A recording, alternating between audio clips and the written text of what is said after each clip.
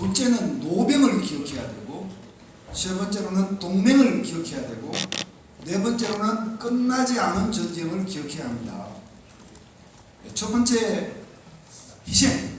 앞서 말씀이 있었죠. 뭐 저 수치는 전사자, 부상자 수치는 소수에 따라 조금씩 다릅니다만은 우리 한국군과 미군, 유엔군 막대한 인명피해를 보고 지금 동작동에 잠들어 있는 저분들을 기억하지 않는다면 우리는 대한민국 국민 자격이 없는 겁니다.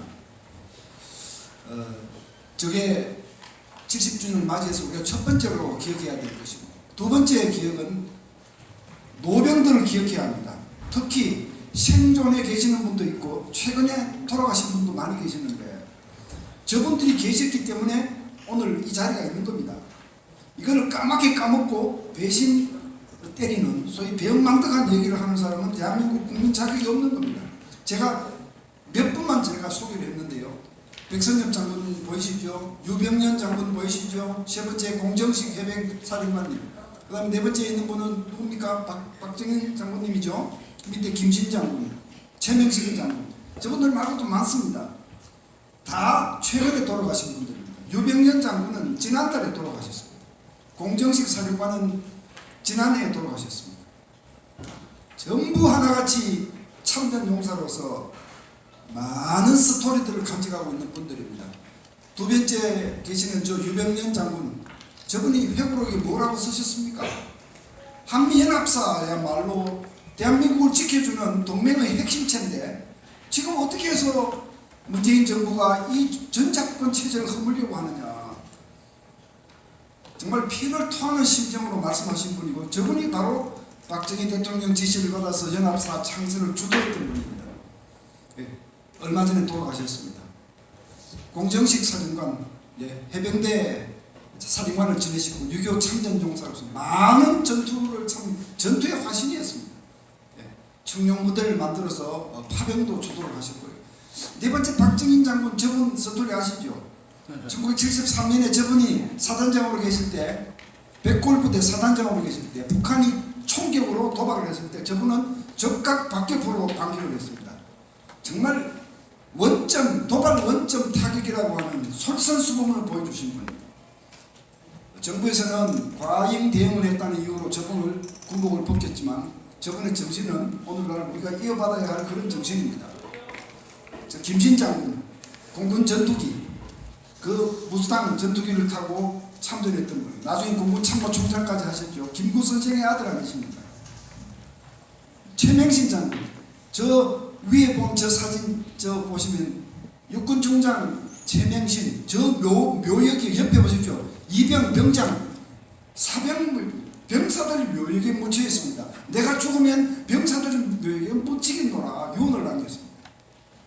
이런 분들을 기억하지 않는다면 우리는 6.25 70주년을 제대로 보내는 것이 아닙니다.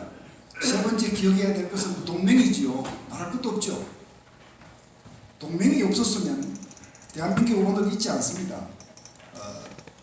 저 한미 동맹 때문에 공산 통일을 막았고, 제가 백선엽 장군 말씀을 안 하고 지나왔는데 이따가 제가 다시 할 겁니다.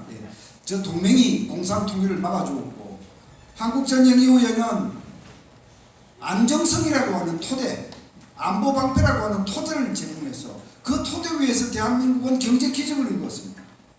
미국이 동맹으로 역할을 해주지 않았던 우리가 어떻게 수출 시장을 개척했고 우리가 어떻게 선진 기술을 받아서 경제 강국이 되었습니까? 미국 사람이 좋다 나쁘다 말씀을 하지 마시고 이 팩트, 역사적인 팩트를 기억하지 않으면 우리는 대한민국 국민 자격이 안 되는 겁니다. 네 번째, 전쟁 끝나지 않았습니다. 지금도 전쟁이 이어지고 있고 도발, 수없는 도발이 지속되고 있습니다. 바로 우리 현충일이라고 하는 것은 저런 희생된 분들을 다시 기억하고 추모하는 그날이 바로 현충일 아니겠습니까? 나중에 시간이 되면 다시 한 번 더 말씀드리겠습니다. 자, 그럼 두 가지 직시를 하라. 네 가지를 기억하는데 두 가지 뭘 직시해야 하느냐? 당면한 위협과 앞으로 다가오는 위협 두 가지를 직시하지 않으면 안보에 대한 자신을 가다듬을 수가 없다. 당면 위협은요, 북한으로부터 오는 당면 위협이 가장 직접적이고 그 중에서도 북한 핵 문제가 가장 직접적인 당면 위협임에 틀림이 없지만 중국도 이미 당면 위협이 되고 있습니다. 앞서 우리 존경하는 권 장관님 중국 말씀을 정말 깊이 있는 말씀을 많이 해주셨습니다. 중국은 지금 서해바다를 자기들 내해로 만들려 하고 있고 대한민국의 방공 식별구역을 유린하고 있고 대한민국을 알기를 정말 저 밑에 똘마니 국가로 생각하고 군기를 잡고 있고 중국의 위협은 이미 당면 위협으로 등장하고 있다. 그러니까 북한으로부터 위협, 핵위협, 기타 도발 위협, 핵을 강압수단으로 사용해서 재래 도발을 하고 재래 도발에 대한 그 현상을 그대로 기정사실로 만들어 나가는 이런 오만 가지 현상 당면 위협이 있지만 중국 위협도 당면 위협이다. 이거 직시하셔야 됩니다. 두 번째 밑으로 이 미래 위협. 이제 중국과 러시아, 북한 이 세 개 나라가 구사회주의 블록을 형성해서 소위 미국이 주도하는 해양 세력, 자유민주 진영에 대항하는 이 신냉전 구도가 날이 갈수록 격화되고 있는데 이 세 나라 중국, 북한, 러시아 모두 다 핵보유국입니다. 지금 대한민국은 핵무기 없고 또 우리 정부의 잘못된 인식으로 안보 역량을 줄여서는 안 될 시기에 지금 줄이고 있고 한미동맹은 나빠지고 있고 트럼프 대통령은 동맹정책을 크게 변질시키고 있고 그래서 이대로 가면 동북아의 안보 균형은 중국 쪽으로 기울 수밖에 없다. 이게 사실 곧 다가오는 위협입니다. 눈에 보이는 당면 위협입니다. 일본 우리 마음대로 안 될 겁니다. 근데 일본에 대해서 무조건 반기를 들고 반의를 해야 애국자인 양, 민족주의자인 양 얘기하는 사람들과 단체들이 많이 있는데요. 저는 그분들한테 묻고 싶어요. 저도 과거에 일본이 한국에 했던 행태에 대해서는 괘씸하다 고약하다라는 생각을 다 가지고 있는 한국 사람입니다. 그런데 일본까지 적극으로 내몰면 대한민국 국방할 수 있습니까? 북한 상대하고 저 팽창하는 중국 상대하고 북한 편드는 러시아 상대하고 거기다 일본까지 적극으로 몰고 우리가 안보권이 나갈 수 있습니까? 참 저런 관리를 잘못하면 우리 미래 안보가 위험해진다. 동맹 미국이 지금 동맹 정책이 크게 변질되고 있는데 관리하지 않으면 큰일 난다. 이런 것들이 우리한테 다가오고 있는 미래 위협인데 저는 이 자리에서 감히 단언합니다만은 우리 자식 세대에 가면요 직면한 가장 최대의 위협은 과연 중국의 저 무자비한 팽창주의와 압박으로부터 우리의 독립성과 자존심을 어떻게 지켜나갈 것인지 이게 아마 최대의 안보 과제가 될 것입니다. 우리 저 젊으신 분들은 나중에 한번 맞는지 틀리는지 한번 보십시오. 중국에 대비하지 않으면 안 된다. 제가 이 말씀 드리는 것은 중국하고 맞짱을 뜨자 이 얘기는 절대로 아닙니다. 그렇게 바보 같은 얘기를 할 이유는 없습니다. 가급적 중국과 비적대적 우호관계를 유지하도록 노력하는 것. 이거 우리가 해야 될 일입니다. 그러나 대한민국의 주권을 침해하고 우리의 자존심을 건드릴 때는 따끔한 신맛을 보여줄 수 있는 그런 소위 작지만 강한 나라가 되지 않으면 우리는 저 당면 위협, 미래 위협에 대비할 수 없습니다. 자, 그 다음에 제가 당면 위협으로서 북한 핵 문제를 제가 좀 깊이 있게 설명을 하려고 다뤘는데 아마 시간 관계상 제가 저 도표 설명을 다 못 드릴 것 같습니다. 이 도표의 결론은 이겁니다. 북한의 핵무기는 동족에게 사용될 것이 아니기 때문에 위험하지 않다, 문제가 되지 않는다 이렇게 말하는 얼빠진 사람들한테 이 표를 보여주시기 바랍니다. 북한이 핵을 통해서 추구하고자 하는 목적, 동기는 굉장히 다양합니다. 그 중에는 수세적인 것도 있고 공세적인 것도 있습니다. 예를 들어서 미국이 북한 체제에 개입해서 북한을 무너뜨리는 공작을 못하게 막는 방패막이다. 이건 수세적이죠. 그러나 대한민국을 향해서 대한민국을 심리적으로 압박하고 갑질을 하는 수단으로 사용하고 이런 건 다 공세적인 겁니다. 공세적, 수세적이 섞여 있습니다. 동족을 향해 사용하지 않을 것이므로 위험하지 않다. 이런 얘기 절대로 하면 안 된다는 것이 제가 이렇게 복잡하게 분석해 놓은 이유입니다. 자, 이게요. 북한이 가지고 있는 핵 보유법입니다. 북한이 지금도 이 정부의 많은 사람들은 남북 관계를 잘 관리하면 북한이 핵을 포기할 수 있다라고 하는 망상을 계속 믿고 있는데요. 북한이 과연 핵을 포기할 나라인지 한번 보십시오. 저게 2013년에 북한의 최고인민회의에서 채택한 북한의 핵 보유법입니다. 저 법을 제가 구태여 소개하는 이유는요, 그 중에서 법 조문 제 5조 한번 읽어보십시오. 5조 한번 보십시오. 제가 다른 거 생략하고 5조만 한번 읽어보겠습니다. 잘 보십시오. 조선민주주의 인민공화국은 적대적인 핵 보유국과 야합하여 우리 공화국을 반대하는 침략이나 공격 행위에 가담하지 않는 한 비핵 국가들에 대하여 핵무기를 사용하거나 위협하지 않는다. 이 굉장히 좋은 얘기를 한 것처럼 들리십니까? 이 얘기를 제가 똑같은 의미를 하나도 바꾸지 않고 다시 한번 읽어보겠습니다. 조선민주주의 인민공화국은 적대적인 핵 보유국인 미국과 야합하여 남한이 대한민국이 우리 공화국을 반대하거나 침략하는 공격 행위에 가담한다면 핵무기를 사용하거나 위협할 수 있다. 그 얘기입니다. 그렇죠? 그 사람들이 이걸 읽으면서 북한이 마치 핵무기를 가지고 남한을 위협하지 않는 자세를 취하고 있는 걸 법에 명시되어 있습니다. 북한은 대남 핵 사용을 법에 명시하고 있습니다. 여차하면 핵을 사용할 수 있다는 법에 명시를 하고 있습니다. 이걸 뭐 저희들 전문가들은 북한판 NPR이라고 부릅니다. 북한판 핵퇴시의 금토서라고 부르는데, 자, 이런 상황을 잘 직시를 해주시기 바랍니다. 자, 미래위협 부분에 가서 제가 중국이 현재 위협이고 미래 위협인데 어떤 위협을 가하고 있느냐, 그림 하나씩 보실까요? 오른쪽에, 맨 오른쪽 그림 보시면 중국 항공기들이 대한민국 항공 식별구역을 유린하고, 그 밑에 보면 북중국의 불법 중국 정부는 저 불법 어민들을요 해상민병이라고 부릅니다. 단순한 어부들이 아닙니다. 중국의 힘을 팽창시키는 손발이라고 보는 것이죠. 지금 서해 바다는 중국 내해로 좀 바뀌어가고 있는 것이죠. 그 다음에 맨 밑에 사드 보복, 이 소위 코리아 배싱 아닙니까? 한국 때리기 아닙니까? 한국을 이렇게 심하게 때리고 있고, 또 그 옆에 보시면 저 미세먼지, 중국에서부터 미세먼지가 저렇게 많이 날아오는데 단 한 번 대한민국 국민한테 미안하다고 얘기한 일이 있습니까?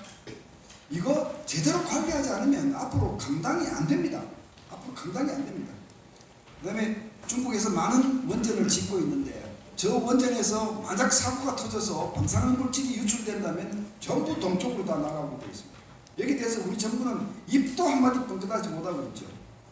한중 관계를 이렇게 가져가서 우리의 미래가 있는 겁니까? 예? 왼쪽 맨 위에 그림만 보십시오.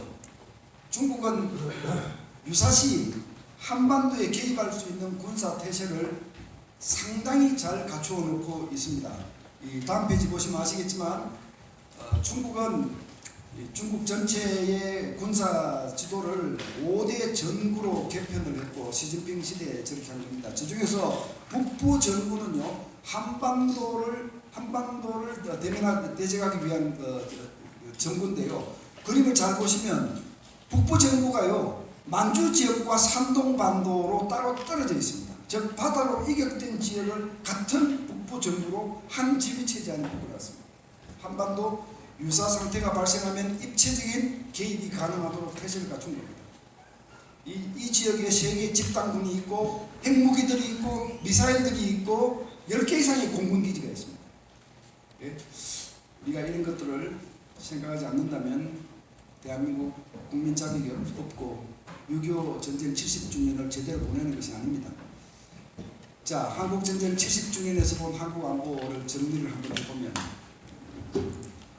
우리의 일방적 대북 유화, 저는 대북 강경론자가 아닙니다. 제가 안보를 전공한다고 해서 북한하고 무조건 맞서야 된다고 주장하는 사람은 전혀 아닙니다. 예. 일방적인 대북 유화는 곤란하다. 북한을 관리해 나가야 되는데 그렇지 못하고 있는 것이고, 그 다음에 중심 잃은 한중 관계, 중국, 이게 뭐 중국한테 그냥 납죽 엎드리는 이런 자세로는 우리 미래 위협, 중국으로부터 미래 위협 대비할 수 없다.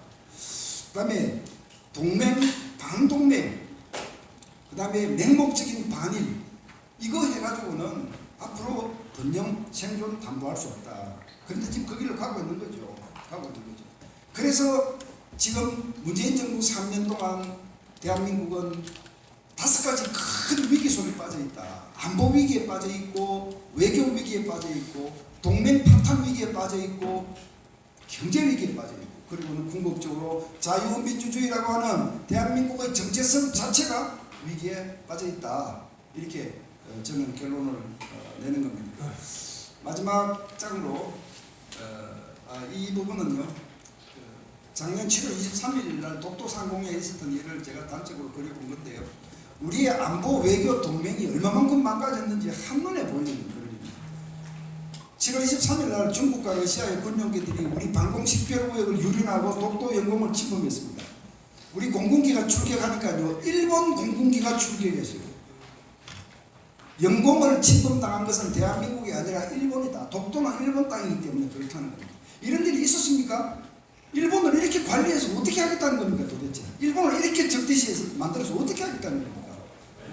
자, 그랬는데 그 당시에 북한은 계속 미사일을 막 쏘고 있었는데 트럼프 대통령은 북한이 쏘는 미사일이 단거리 미사일이니까 미국한테 위험하지 않다, 괜찮다고 그랬어요.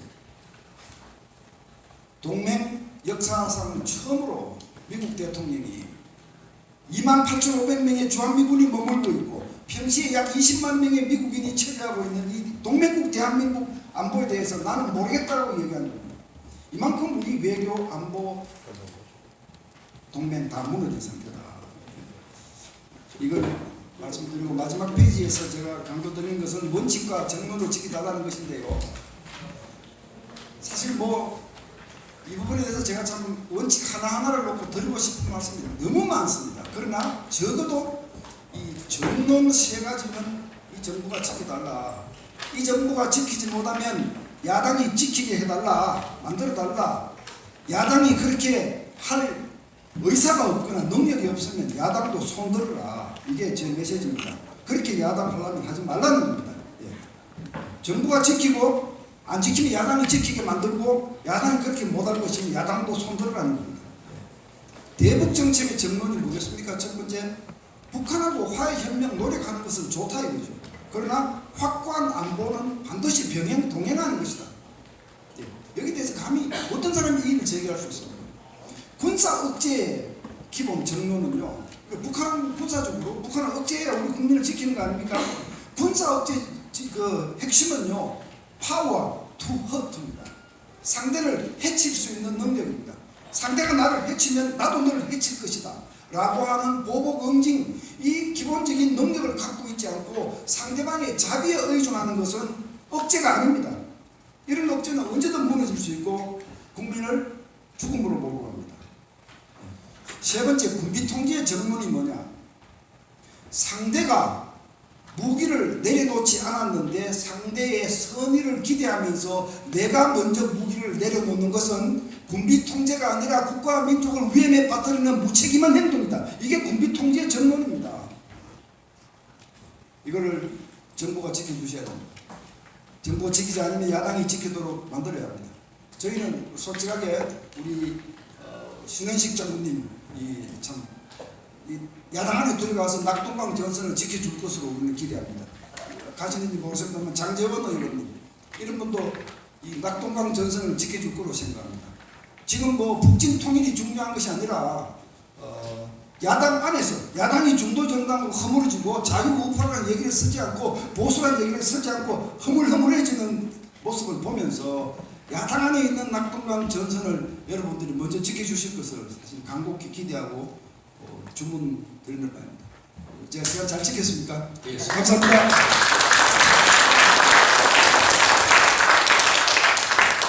아주